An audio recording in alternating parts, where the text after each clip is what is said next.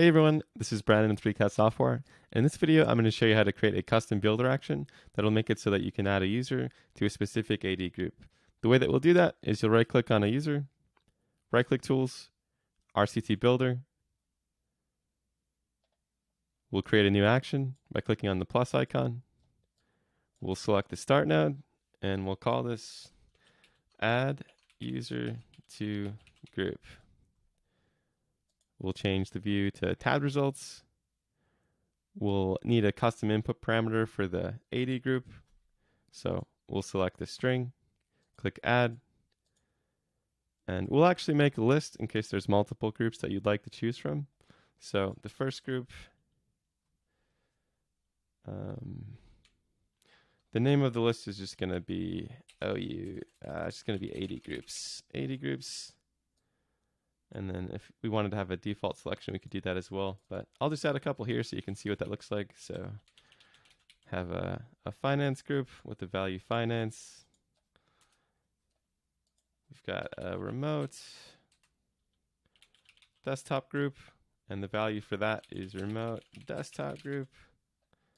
We've also got a marketing group, and the value for that group.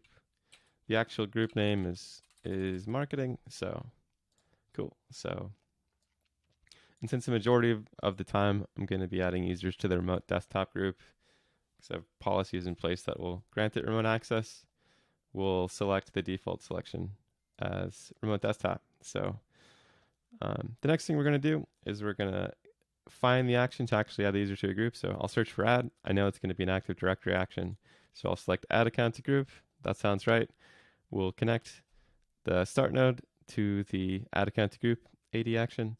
For the SAM account name, what we're going to do is we're going to select parameter mapping, start node, and we're going to choose the username. So the username that you're right-clicking will be pulled in as the parameter here.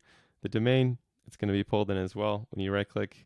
And then for the group, this is where we actually change it to the list that we created. So parameter mapping, start node, and then AD groups. So we'll save that. We can close out of this. We'll right-click on the test user 3 here, right-click Tools.